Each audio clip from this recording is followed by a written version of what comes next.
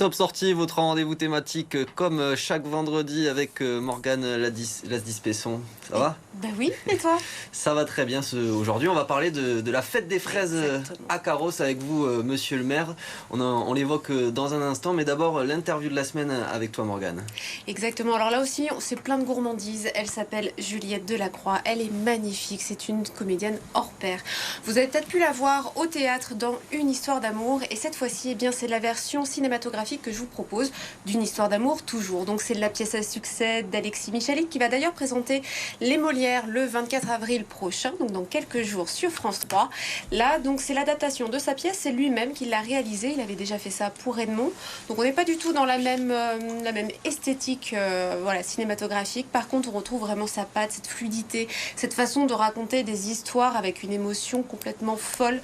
Alors, l'histoire de fond, on en avait pas mal parlé, c'est un petit peu tristounet quand même. Hein. On a Katia qui va tomber amoureuse, qui va attendre un enfant. Sa compagne va l'abandonner et en cours de route, bon, elle va avoir un cancer, elle va être condamnée, elle va retrouver son frère qui lui-même est alcoolique. Comme ça semble très lourd.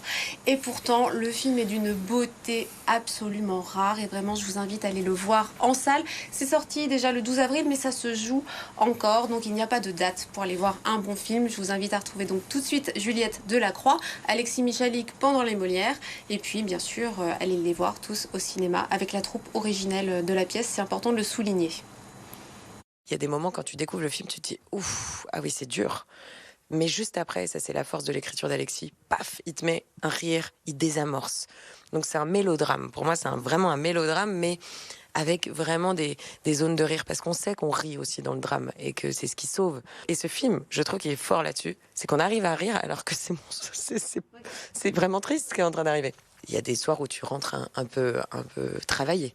Les scènes d'hôpitaux et tout, moi, m'ont beaucoup travaillé, mais à la fin du tournage, c'était très drôle. J'ai dit, allez, on part tous en week-end entre potes, on va décompresser. Tout le week-end, j'avais un regard comme ça. J'étais HS, mais hors service total.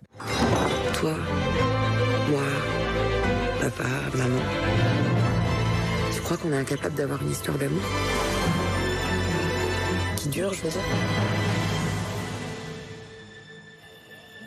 Bah, j'espère pas, je me suis quand même fait chier à écrire ton discours. C'est très propre à l'écriture d'Alexis Michalik sur Le Porteur d'Histoire, Le Cercle des Illusionnistes, Edmond, Intramuros, Une histoire d'amour, Les Producteurs, sa dernière comédie musicale. Tu ressors à chaque fois avec un... Je me suis fait prendre dans un tourbillon, dans une machine à laver, et je ressors avec quelque chose. Et ça, c'est la force de son théâtre qui est très populaire. Et il a popularisé le théâtre. Il rend les choses accessibles et c'est vrai qu'on ressort de ces pièces, en tout cas moi, j'espère le plus grand nombre, en se disant « Ah punaise, on vient de vivre un moment, on n'en reste pas indemne ». Et c'était le défi pour Alexis et pour nous tous qu'on ne ressorte pas de ce film indemne, et j'espère que c'est le cas. On en ressort avec l'envie de vivre.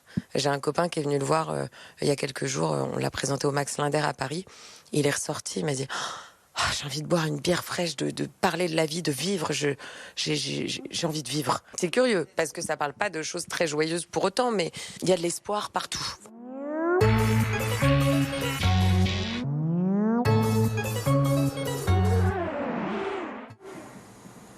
On passe à l'interview avec vous, monsieur le maire de Carros. On a souhaité vous inviter ce soir puisqu'il y a la fête des fraises ce week-end à Carros. C'est ouvert de 10h à 18h. Tout le monde peut venir. Qu'est-ce qu'on va pouvoir y faire ? Alors, beaucoup de choses. Manger des fraises, évidemment. Mais c'est la 48e édition. Nous pouvons y faire beaucoup de choses. On va y retrouver des forains un peu traditionnellement pour les enfants. Il y a 16 forains qui seront présents. On va avoir aussi 50 producteurs locaux. Alors, ce n'est pas les producteurs qui fabriquent, qui cultivent les fraises. Ce sont des producteurs du terroir qui viennent avec des fromages, des bières, plein de choses intéressantes à déguster. Et en parallèle de ça, nous avons tous les producteurs du canton de Carros qui vont amener presque 6 tonnes de fraises sur les 2 jours pour permettre à toutes les personnes de vouloir en acheter pour faire des confitures ou les déguster directement.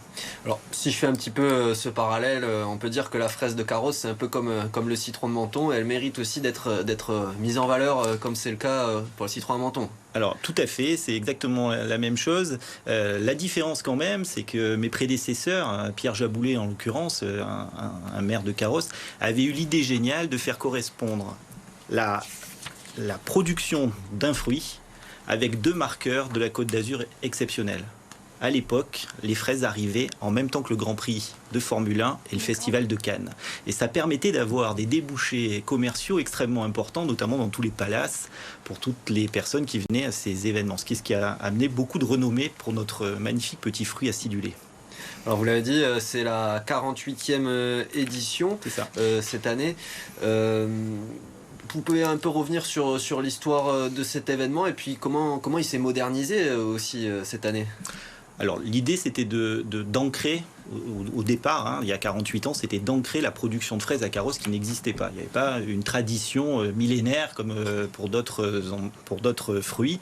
Là c'était quelque chose de relativement nouveau qui venait remplacer une culture vivrière assez classique. Et on est passé sur de l'agriculture un peu plus importante et il fallait lui donner une connotation terroir. Et c'est la raison pour laquelle il y a cette fête qui a été créée il y a près de 50 ans maintenant. Progressivement, elle s'est inscrite dans le paysage. Progressivement aussi, nous, depuis 3 ans, on l'a renouvelé. Alors, on l'a un petit peu renouvelé à cause du Covid, évidemment, puisque ça a été une période où il a fallu qu'on se réinvente. Et ça nous a permis de tester un certain nombre de choses. Et c'est la raison pour laquelle, de la fête des fraises, on est venu à la fête des fraises et du terroir, pour permettre notamment à tout un aéropage de producteurs très locaux de venir représenter leurs performances en termes d'agriculture sur notre événement. Justement, le terroir à Carros, c'est la fraise, et c'est quoi d'autre? Le terroir, c'est aussi l'huile d'olive, c'est vivre sur cette commune. Il n'y a pas véritablement un terroir spécifique après, hormis la fraise.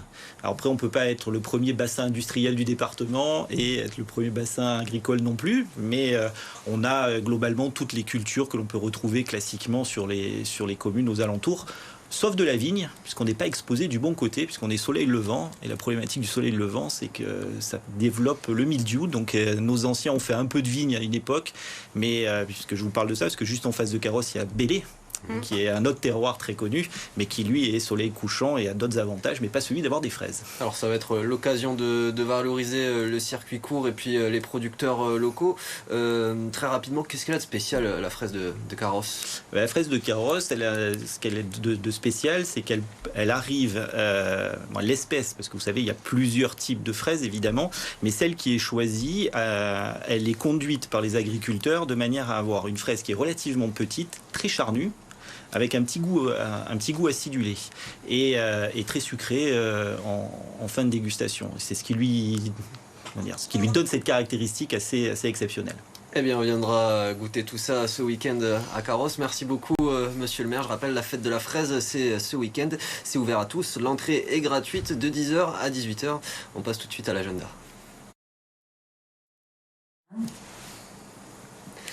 L'agenda de la semaine du week-end avec toi, Morgane. Eh bien oui, alors même sans jingle, on y va. Alors je vous invite à aller au Carré de Sainte-Maxime le 22 avril pour aller voir du spectacle, un spectacle théâtral et magique avec Maxime Mandrac. C'est un jeune magicien belge, il est en pleine ascension et là il nous invite à découvrir des révélations, en tout cas sur le mystère d'Arsène Lupin. Donc là, on a vraiment des décors qui sont sublimes. On a une dizaine d'artistes sur scène, donc c'est très vivant, c'est très complet. Ça plaira à tout le monde, même aux vieux comme moi. Le spectacle suivant, c'est plutôt de l'humour. C'est Laura Lone. Elle sera le 30 avril, donc aussi dans le Var, à Puget-sur-Argence, à l'espace culturel Victor Hugo.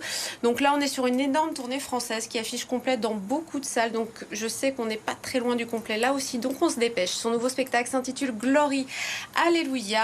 Alors elle persiste et elle confirme sa propension à rire de tout. Et avec ses petits airs à ne pas y toucher, elle y arrive très très bien. Ensuite, je vous propose d'aller à Monaco, à l'espace Léo Ferré, pour voir Wax Taylor le 6 mai prochain. Donc là, en ce moment, il est en train de finir sa tournée aux États-Unis. Il revient avec un nouvel album qui s'intitule Fishing for Accident. Et on l'oublie un petit peu trop souvent. Jean-Christophe, de son vrai prénom, est un Normand. Donc oui, c'est un pur produit made in France. Alors pas made in Carros, il vient de Normandie. Mais en tout cas, voilà, moi je suis très très fière. C'est un Français qu'on va pouvoir retrouver à Monaco. Merci beaucoup, Morgane. Merci à toi. Top sortie, c'est terminé. Merci beaucoup, monsieur le maire de Carros. On donne rendez-vous ce week-end pour la fête des fraises à Carros et on va bien les déguster. Merci.